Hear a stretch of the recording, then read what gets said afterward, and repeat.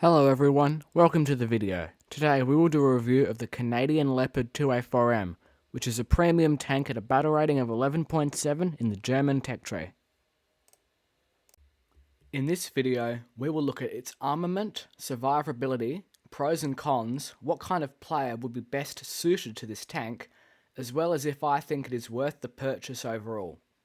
With that out of the way, let's get into the video. The Leopard 2A4M is a premium War Thunder tank costing $70 USD.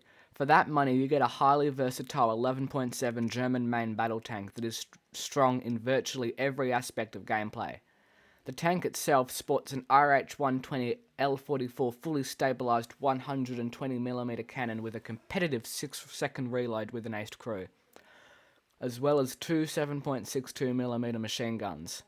The gun itself has an impressive 9 degrees of gun depression as well as 40 degrees per second turret rotation speed when aced. As for armour, the 2A4M has very strong frontal turret armour, with the only weak spots being the gunner optics on the right turret cheek and the cannon breech. Hull armour, however, is far weaker, with almost every angle being penetrable by APFSDS as well as heat. As for mobility, the 2A4M has a power-to-weight ratio of 24.3 horsepower per tonne, and is relatively fast despite being a 62-tonne tank, having a top speed of 68 km per hour going forward and 31 km per hour in reverse. However, when the add-on armour is removed, the tank becomes even faster. More on that later. Other support systems include a dozen smoke grenades, a dual control system with the commander being able to fire, as well as a laser rangefinder and Gen 3 thermals. Also, quick side note, make sure to watch until the pros and cons part of the video, as it includes some tips and tricks that you simply need to know if you are thinking about purchasing this tank. The Leopard 2A4M has very good weaponry, having the same 120mm cannon on most other Leopards of the battle rating. A bonus to the 2A4M, however, is that it has the option to fire the powerful KW APFSDS shell, capable of penetrating almost 600mm of armour at close range. This gives the Leopard 2A4M a slight edge over most of the competition at 11.7 and can keep it competitive even when it is up tier to 12.0. The 6-second reload when aced is faster than most Russian tanks but slower than the 2A4M's main rival, the M1A1 Clickbait, with a 5-second reload when aced. The two 7.62 machine guns can also engage low-flying aircraft and helicopters if they get close enough. The 9 degrees of gun depression is also extremely useful, being amongst the best at the battle rating. Overall, the Leopard 2A4M's armament is extremely good and keeps it powerful at its battle rating and even when up-tiered. However, it is neither unique nor stronger than most other tanks, and you can't expect to win your engagements in this tank purely because of its weaponry. The Leopard 2A4M has its strengths and weaknesses, especially when it comes to survivability. As we touched on earlier, the 2A4M has great turret armour. Aside from the gunner optics on the right turret cheek, the frontal armour is basically impenetrable to most tanks, being over 600mm thick. The hull armour is a different story, being easily penetrable to most tanks by almost all angles. In my opinion, however, the Leopard's best defence feature is its speed. When the add-on armour is removed in the modifications menu, the tank drops about 4 tons of weight, making it feel super zippy and manoeuvrable. With these modifications removed, I have often found myself to be one of the fastest tanks in every match I'm in, often keeping up with the light and wheeled tanks of the BR. This lets the Leopard easily reposition during the game and can often utilise your many smoke grenades to quickly disengage if needed. In summary, do not rely on your armour for protection unless you are behind a hill and have some cover for your hull. Use your speed and smoke grenades to quickly move around the map because that is the best way to keep yourself alive. The Leopard 2A4M is blessed with being a jack-of-all-trades kind of tank, being good at basically everything but great at basically nothing. This allows for the 2A4M to be played in many ways. For urban maps, I would recommend newer players who may not be as confident in the tank to head for whichever capture point looks least contested. Your strong mobility should allow you to get there before most enemy tanks. Once there, hold the point until you've either captured it or all the enemies in the sector have been eliminated, then move up in the battle.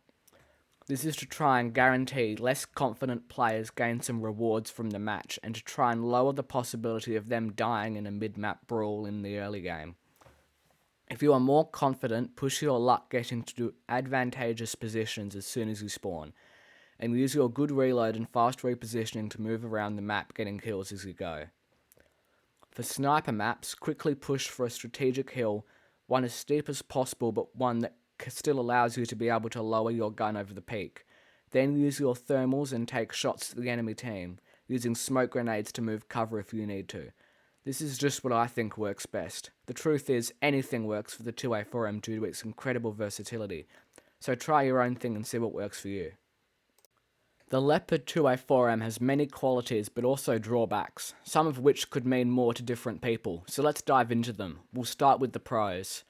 Firstly, there are going to be lots of other premiums in your match. I do understand that this could either be good or bad, but what it ultimately means is that there is a good chance that some of the people in your game are novices who probably aren't super good at the game. I get that some people don't like this because it can ruin the competitive flow of top tier gameplay, but I think it's nice to have some diversity in certain situations.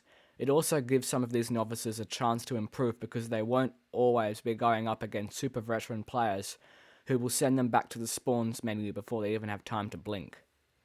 Secondly, if you are playing a sniper map and you are in a situation where you are peeking over a hill towards the enemy, you are going to want to immediately turn your turret to the right after every shot, so that the left turret cheek is fully facing the enemy. This allows you to cover up your gunner optic weak spot on your right turret cheek and can sometimes absorb a shot if an enemy shoots at you. This is more of an aesthetic feature, so it isn't that important, but having the option to take off the camouflage net of your 2A4M is really nice because it makes it feel like a completely new tank. If you are using it to grind through the German tech tree, then after a while it can become quite repetitive and boring. Taking off the camo net can really reignite your interest in the tank. Now we move on to ammunition storage. In the 2A4M there were two ammo racks, one in the turret and one in the front next to the driver. It is the same system used for almost all Leopards. If you use 16 rounds and only stock up the turret rack, this makes the chances of you getting ammo racked almost impossible. This means that you will not often die in one shot, and I have on multiple occasions taken shots right through the hull ammo rack and lived, only because I had no shells in there. Lastly, if you are going to play the 2A4M, make sure you take off the additional armor in the modifications menu. This shaves off almost 4 tons of weight and makes the Leopard one of the faster tanks in every game. The armor itself is mine protection, which is useless because mines don't even exist in War Thunder, and slat armor, which is also useless because it only protects against chemical rounds like heat, which nobody really uses at 11.7. Now let's get into the cons, because like any tank in this game, there are a fair few that you need to know. Firstly is the battle rating. The Leopard 2A4M sits at a battle rating of 11.7, and although it performs just fine, 11.7 is not a very friendly battle rating for new players. You will always be getting pushed up to 12.0, and unless you have some prior experience in higher ranks, you are not going to enjoy yourself. If the 2A4M was at 11.3, it would be a different story, but it isn't. If you're going to purchase this tank and you have no or very little experience with top tier, it might not be for you. Secondly, the 2A4M is inconsistent to say the least. There are a variety of moments that can happen while playing this tank that make no sense at all, and although they are very rare, when they do happen they can be very annoying because they will almost always end up in a death or at least a lost kill. Some of these include the KW shell's tendency to ricochet when it really shouldn't. There is no obvious reason to why this happens, but sometimes it just does. Another example would be the random barrel shots that can one-shot the tank, going through the barrel and breach right into the turret. I want to point out that these anomalies are rare and will not happen often, but if you play this tank enough, it will probably happen to you, and you won't be happy about it. Lastly, the Leopard 2A4M has a really annoying feature where if you move the turret to the back half of the tank, the turret automatically rises about 3 degrees, putting it completely in the air. This is horrific when you are ambushed by an enemy behind you and your turret will not be able to depress hard enough to actually hit the enemy.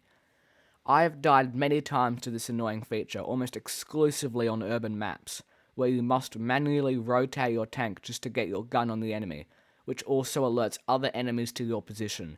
If you buy this tank, you need to keep this in mind because it will kill you eventually. The Leopard 2A4M is versatile, meaning it will fit most people's playstyles, and if you have experience playing top tier it shouldn't be too much of a change.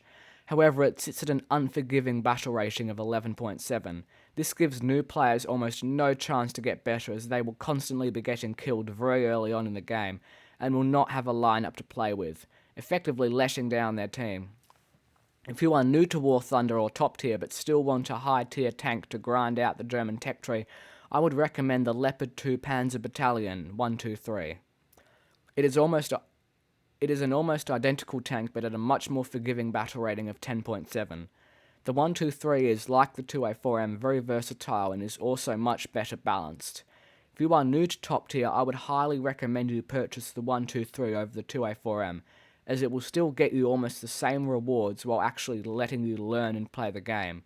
Both tanks are almost the same price, with the 2A4M costing 105 AUD, or $70 USD, and the 123 costing basically the same. If you have prior experience with top tier or a very adaptive player keen for a challenge, then the 2A4M is for you. The big question is it worth the purchase? It all really comes down to your experience with top tier.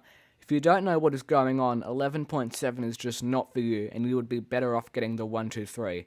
But if you are used to top tier, then the 2A4M will be perfect for you. Both offer almost the same rewards for the same price, and both are very similar in terms of armament and armor.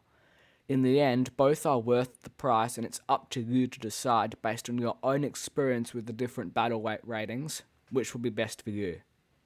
If you made it to the end of the video, you are a god, and it means so much you couldn't understand. This is a brand new channel and all support is appreciated tons. If you enjoyed the video and want to see others like it, please give it a like and maybe even subscribe to the channel. It really helps me encouraged to make more videos for you guys. Anyway, thanks for watching, see you in the next one.